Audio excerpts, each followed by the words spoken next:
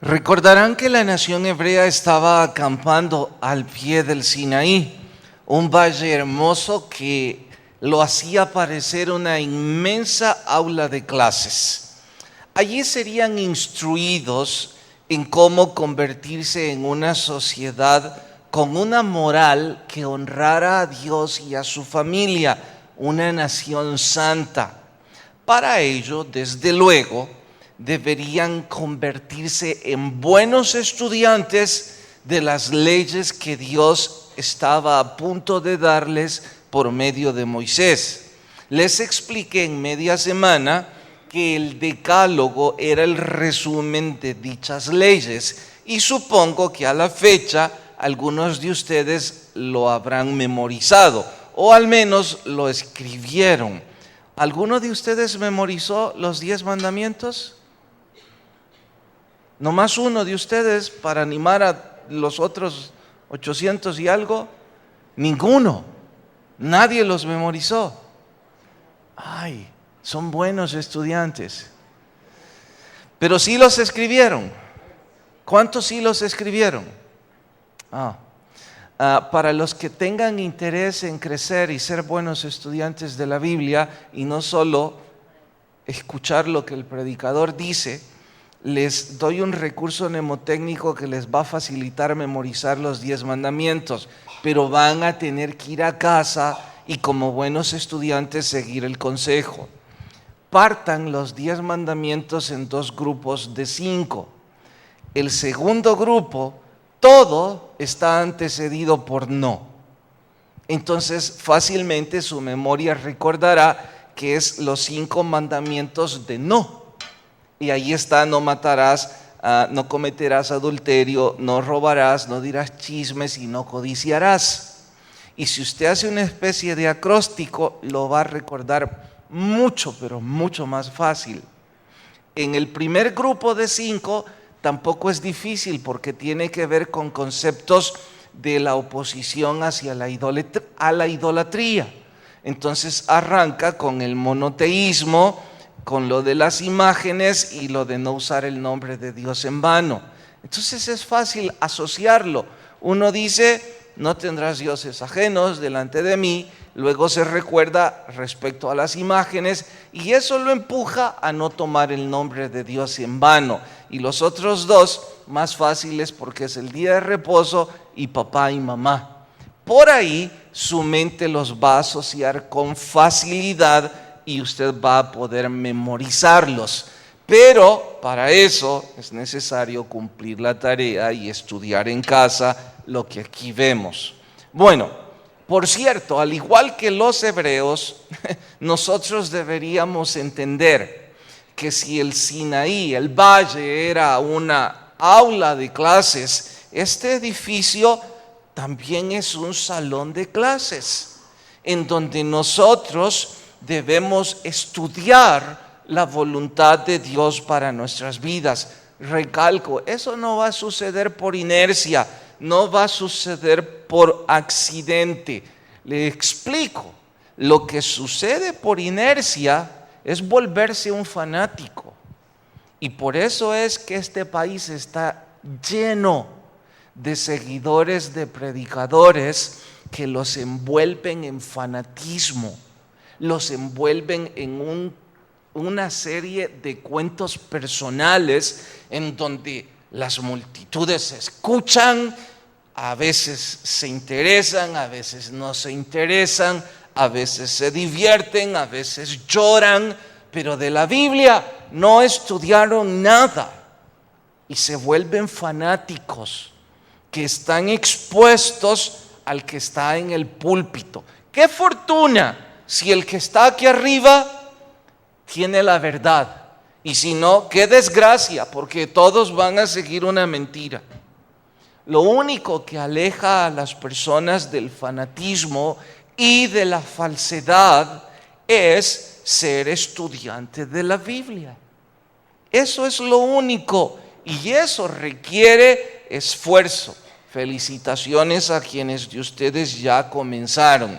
Eso es lo que los hebreos estaban haciendo en el valle del Sinaí. Ya habían recibido el resumen de las leyes. Luego del capítulo 21, 22, 23 y 24, los que lo están leyendo verso a verso, habrán ya descubierto que son una serie de leyes que yo llamo secundarias. Las llamo así no porque tengan menos mérito, es que se derivan de las primeras 10 y también son más bien leyes culturales.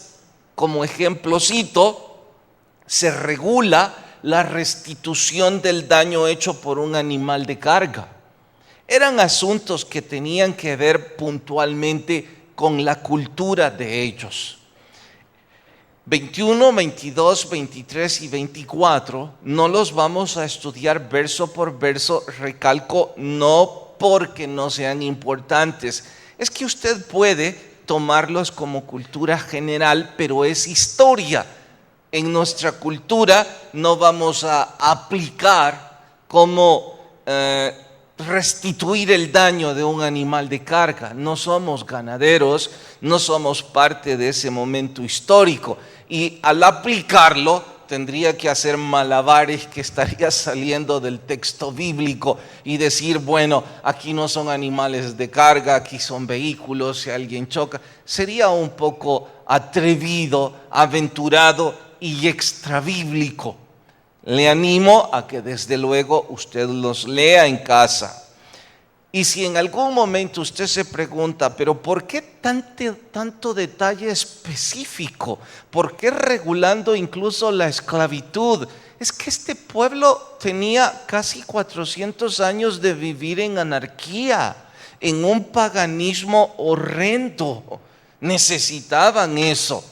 Diría que nuestra sociedad también necesita una cantidad de leyes específicas. Y lo cierto es que con alguna reserva pienso que las tenemos.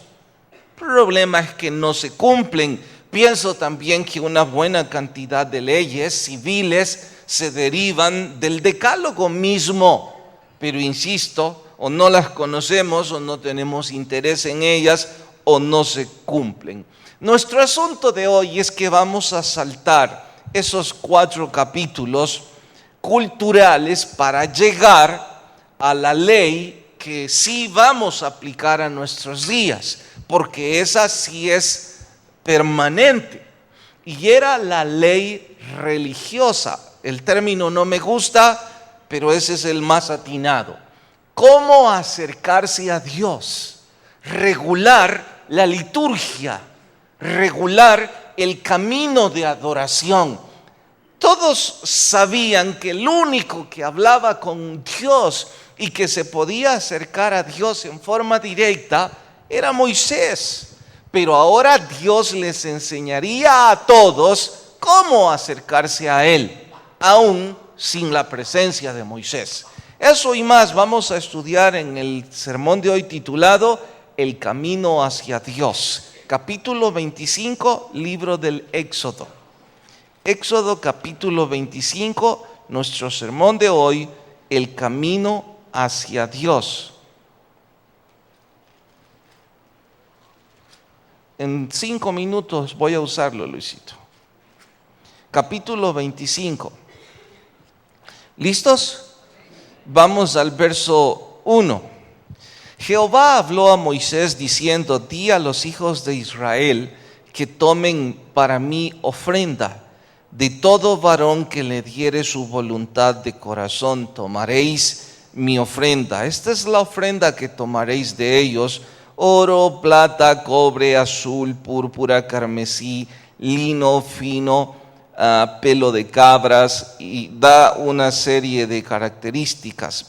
Vaya hasta el verso 9. Conforme a lo que yo te muestre el diseño del tabernáculo y el diseño de todos sus utensilios, así lo haréis. Verso 10.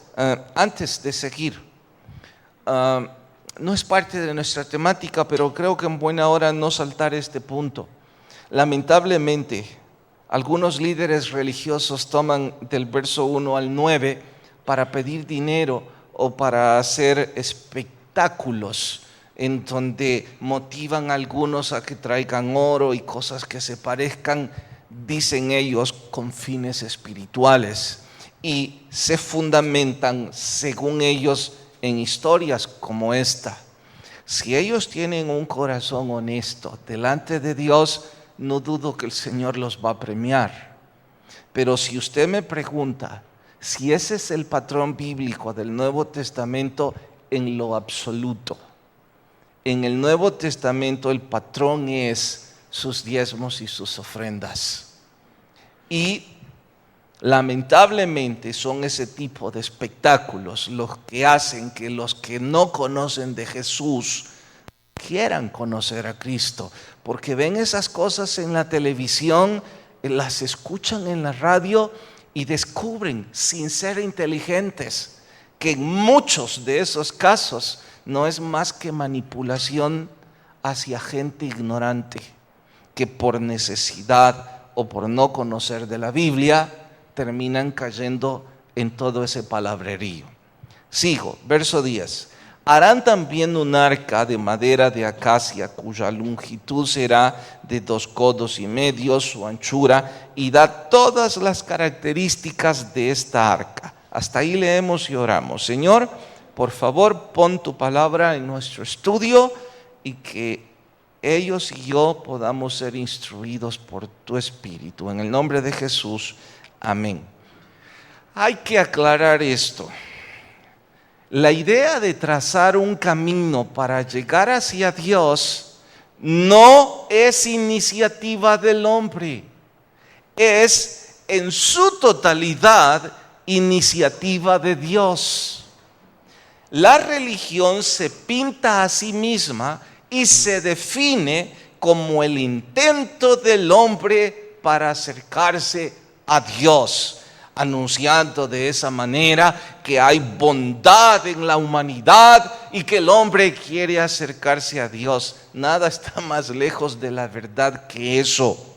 Recalco, el camino hacia Dios es un plan diseñado por Dios para que el hombre se acerque a Él y no a la inversa. ¿Por qué es importante aclararlo? Porque algunos pueden creer que son buenos y que ellos están siguiendo a Dios y que ellos han planificado una religión y son parte de una organización en donde descubrieron la escalera para llegar a Dios. Hay que ser ignorantes para creerlo.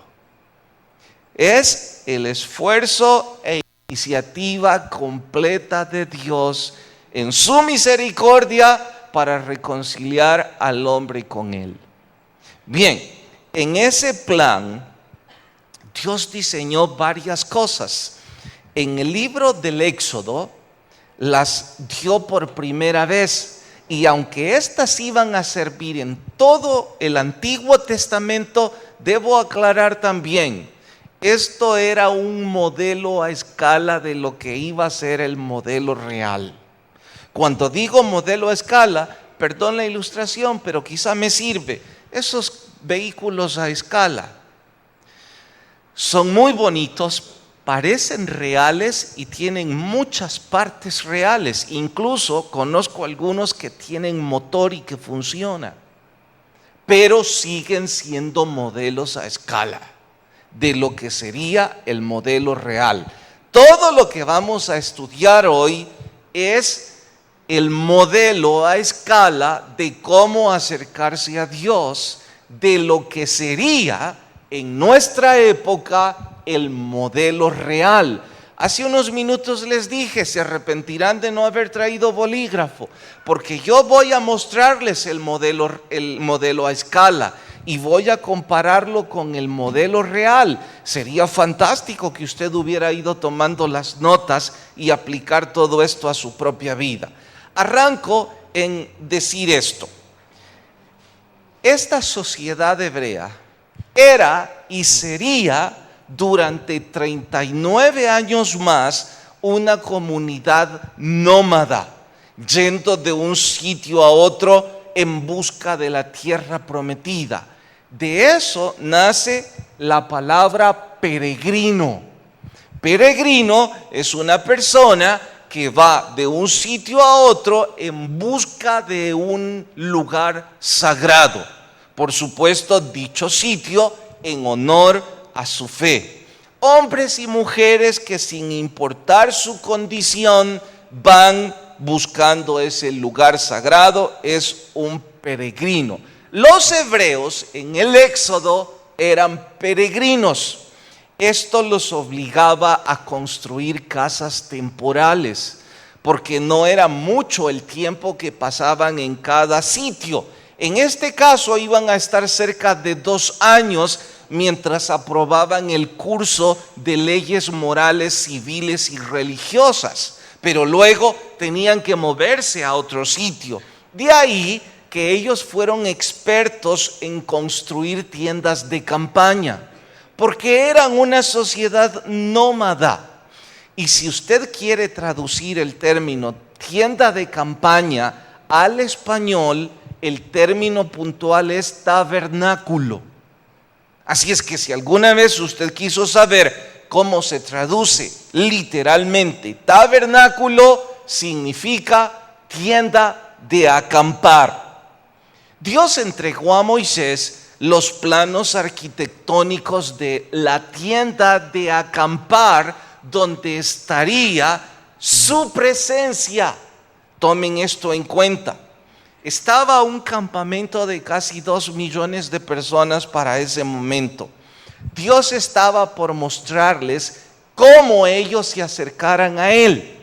Y no sería en el monte Sinaí, porque eso era algo así como el atrio o el pedestal desde donde instruiría a Moisés. Pero cuando ellos se movieran, la presencia de Dios iría con ellos.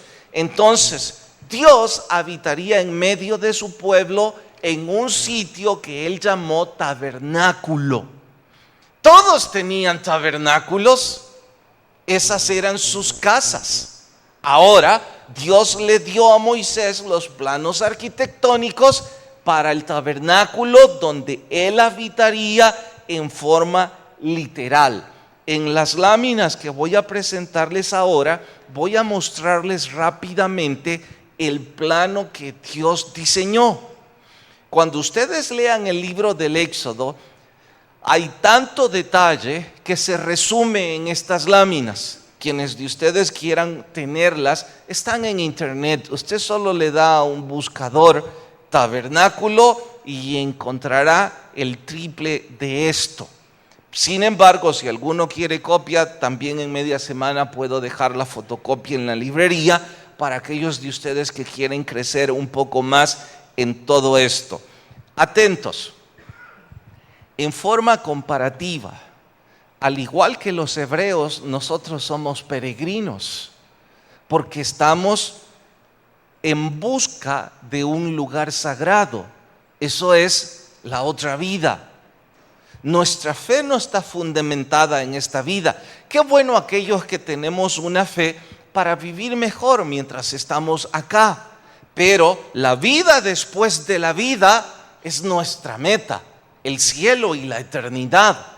Eso nos convierte en peregrinos. Y por eso es que Jesús exhortó: no os hagáis tesoros allí en la tierra, en donde es fácil se corrompan. Hay que hacerse tesoros, dijo, en el cielo, donde nada puede corromper. Honrar a Dios y vivir de acuerdo a sus mandamientos es hacer tesoros en la vida eterna. Nos convierte en peregrinos. Ahora, para ser peregrinos conforme su voluntad, necesitamos seguir el camino que Él trazó para acercarnos a Él.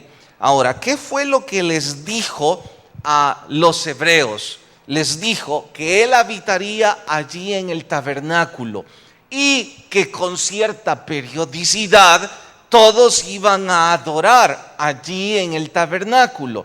Algunas de las láminas que van a servir para que usted vea de mejor forma cuando esté leyendo Éxodo 25 y 26 son estas.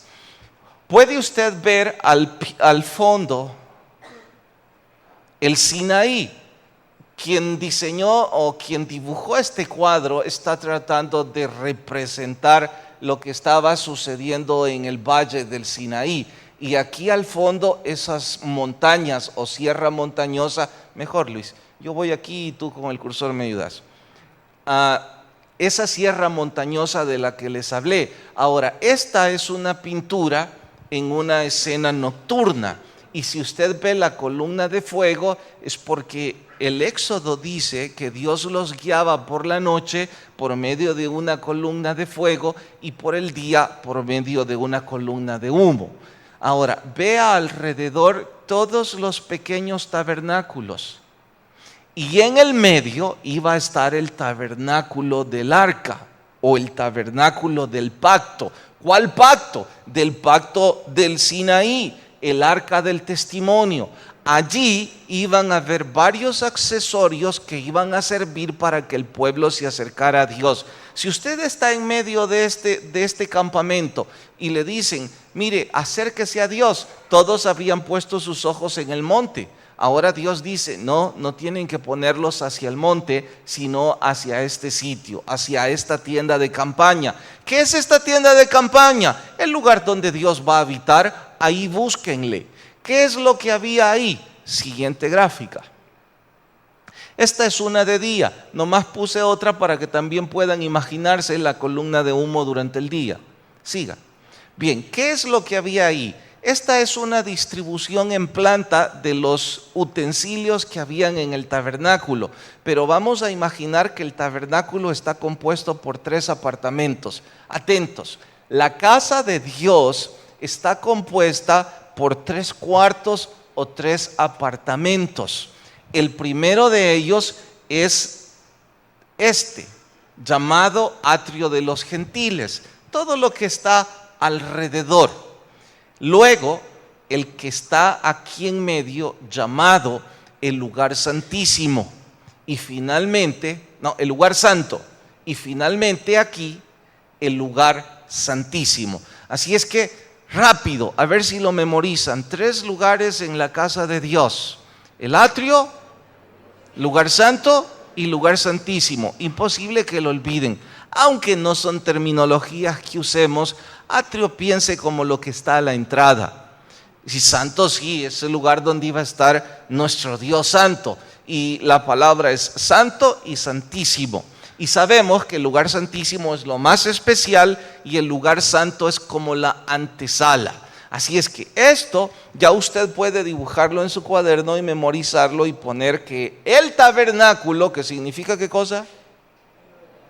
Tienda de campaña, era la casa en donde Dios iba a habitar en el Éxodo y que tenía 3 apartamentos y que estos 3 apartamentos les expliqué ya lo que significan. Ahora, aquí en el primero de esos apartamentos habían 2 utensilios, por así decirlo. Este era el altar del holocausto y este era el lavacro. Les explico. Siguiente lámina, Luisito. El altar del holocausto es lo que usted ve aquí y el lavacro es esto. Estas 2 cosas.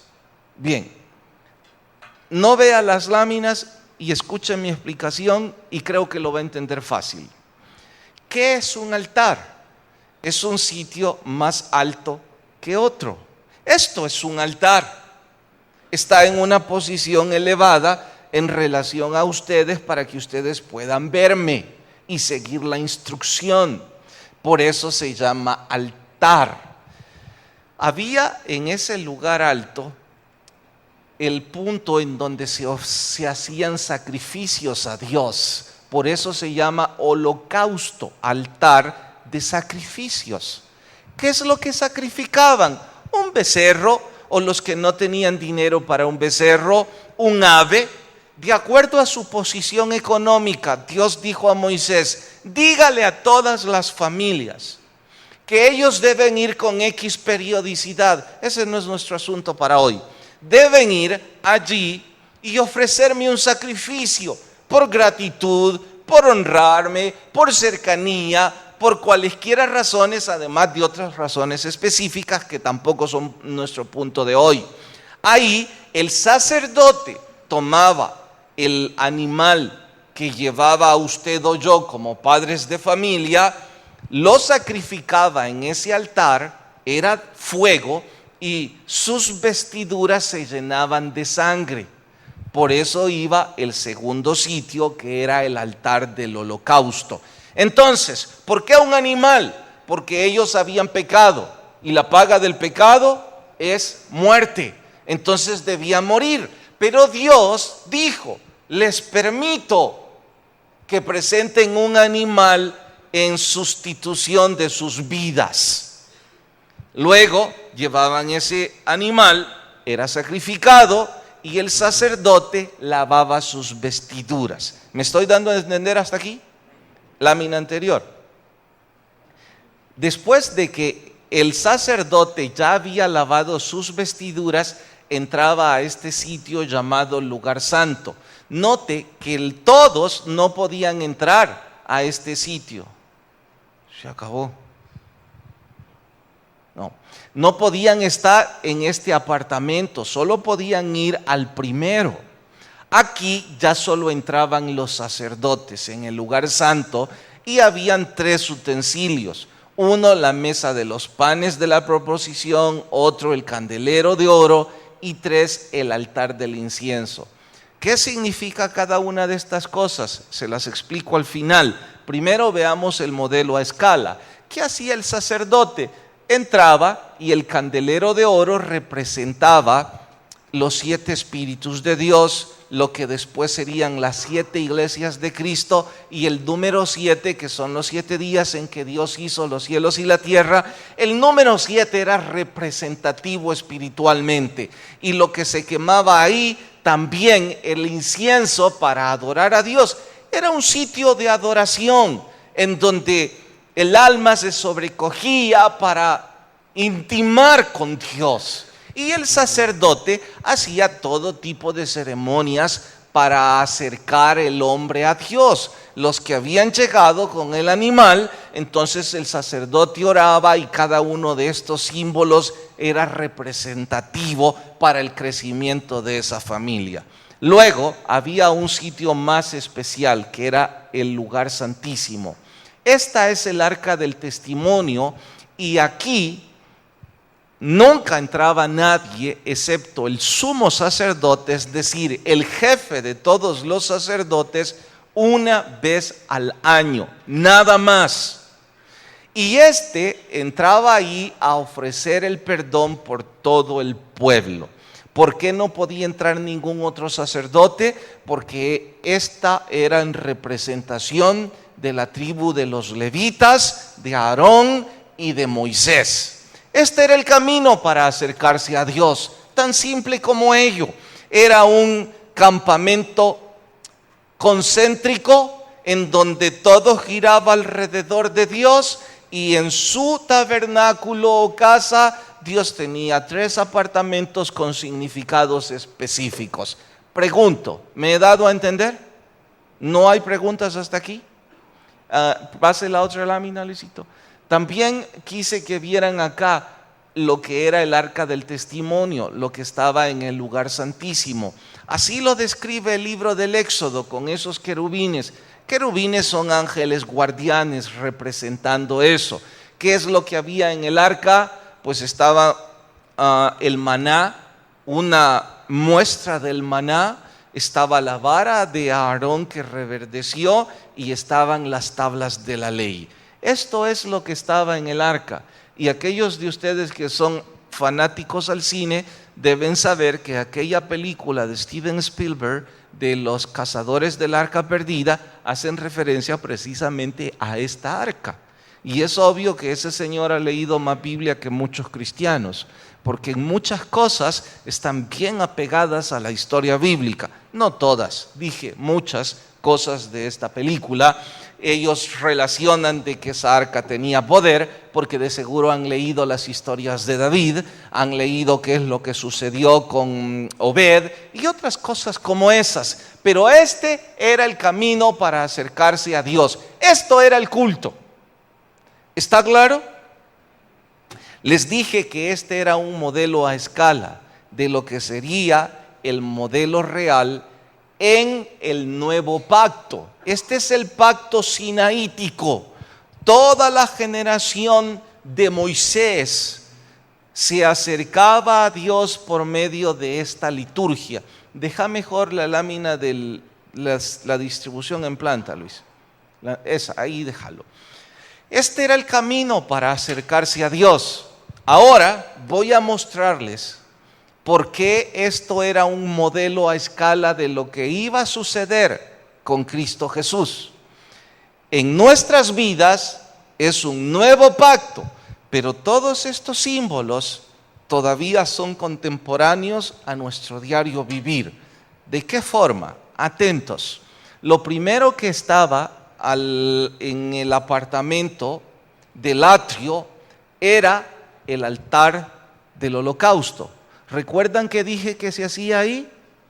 Se sacrificaba un animal que de forma sustituta representaba el pago por el pecado de esas familias. ¿Está claro? Ahora pregunto, ¿saben qué significa vicario? ¿Alguien me lo dice rápidamente? ¿Alguien sabe cómo se traduce vicario? ¿Ángelo? No, ¿cómo se traduce vicario? No. ¿Sí, hermano Escobar? En lugar de, es vicario. Usted habrá escuchado o dicho alguna vez el sacrificio vicario de nuestro Señor Jesucristo. Tradúzcalo al español. El sacrificio de Cristo en lugar de la humanidad. Lo que Cristo hizo fue ser Él el Cordero sin mancha que quita el pecado del mundo. La paga del pecado es, Jesús murió por ese pecado. Y lo que está en el altar del holocausto representa precisamente el sacrificio de Cristo.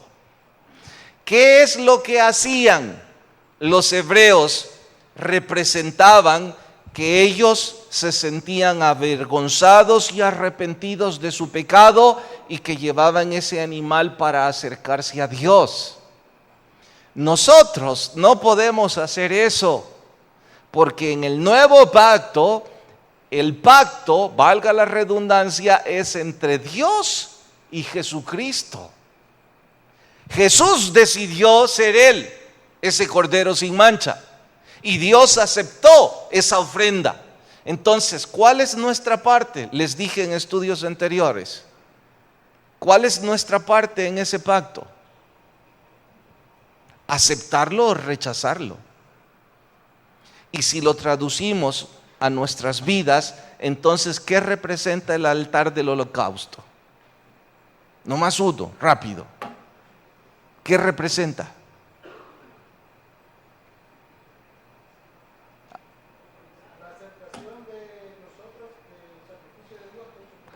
Aceptación del hombre del sacrificio que Cristo hizo por nosotros. ¿Cómo se traduce eso en vocabulario evangélico? Aceptar a Cristo. Es el primer paso. Les dije que es modelo a escala. En el crecimiento, ¿me di a entender en esto? ¿Amén o no amén? Es que los veo así como... Bueno. Segundo paso. En el crecimiento espiritual, ¿cuál es? Hoy día, ¿usted cuál es el segundo paso para acercarse a Dios? El bautismo. El lavacro no era más que un lavamanos en donde ellos utilizaban agua para limpiar sus vestiduras, representando que estaban limpiando sus almas, sus vidas de esa actitud pecaminosa. Entonces, ¿qué es lo que significa o simboliza el bautismo en agua después de haber recibido a Jesús? Exactamente lo mismo. Es la identificación pública con Cristo en su muerte y su resurrección.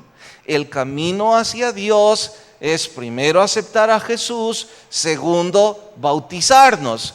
Luego entramos a un sitio que es el segundo apartamento y es algo así como ya hemos madurado un poco en la fe.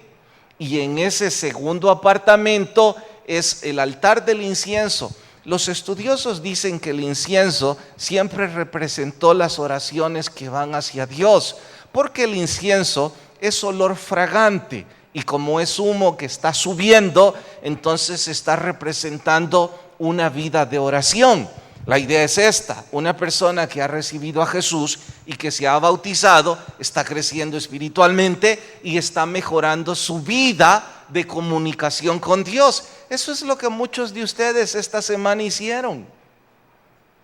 Han empezado a mejorar su intimidad con Dios, han estado en oración, han estado leyendo la Escritura, han entrado a ese segundo apartamento en donde están madurando espiritualmente. También estaba esa mesa de los panes de la proposición, que muchos dicen distintos simbolismos, como el hecho de la provisión de Dios, figuras proféticas, que es bastante largo para ahora meternos en ello.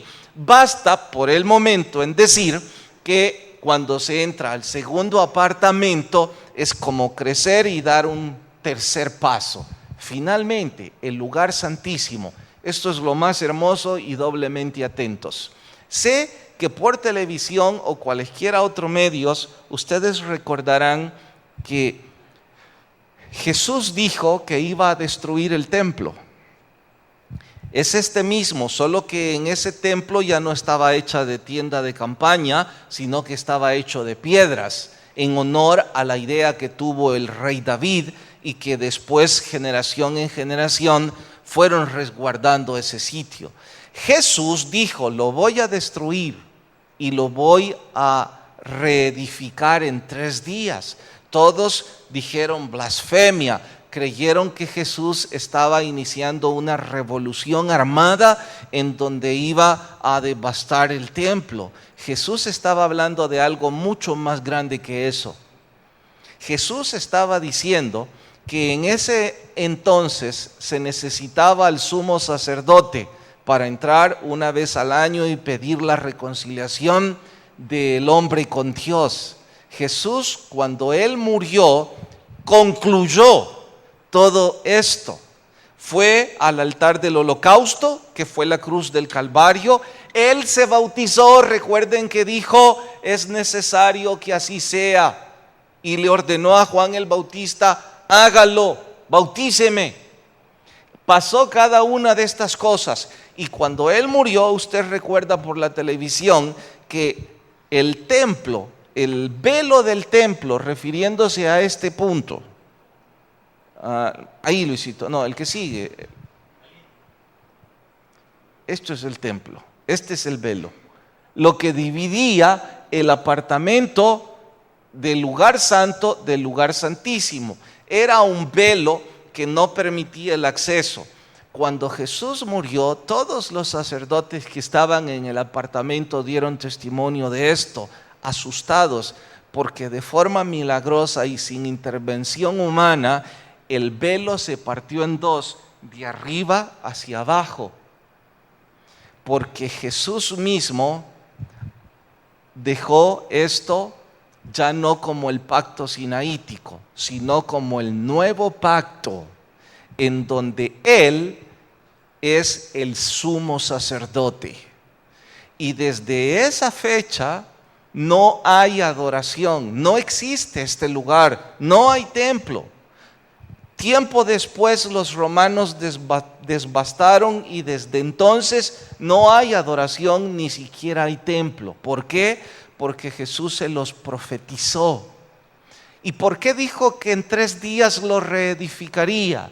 Porque Él se estaba refiriendo a que resucitaría al 3er día y que desde entonces todos aquellos que creyeran en Cristo, el templo y morada de su habitación ya no sería un tabernáculo, sino el corazón de aquellos que con fe creyeran en Jesucristo. Desde ese entonces y hasta hoy día, por eso la Biblia enseña que somos templo y morada del Espíritu.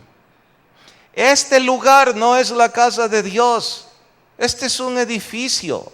Lo hemos consagrado como una casa para honrar a Dios, cierto, pero el templo y morada del Espíritu Santo es nuestro cuerpo. Aquellos que con fe hemos aceptado a Jesús en nuestro corazón. Y esa es la razón por la que yo digo cada culto. Alguien que conoce a Jesús de todo corazón no puede pecar y sentirse feliz. Y atentos, si usted, hombre o mujer, está deshonrando a Dios con sus actos, cualesquiera sean, y esta mañana ha tomado la Santa Cena, usted sabe que está mintiendo, que está metido en problemas de falso testimonio, que está en adulterio, que está en fornicación, que está en cualquier aberración sexual, cualquier problema que sea pecado. Y esta mañana dice, yo estoy muy feliz, vine a cumplir el ritual. Entienda algo, usted debe hacer un verdadero análisis en su corazón y concluir si usted tiene la presencia del Espíritu Santo en usted.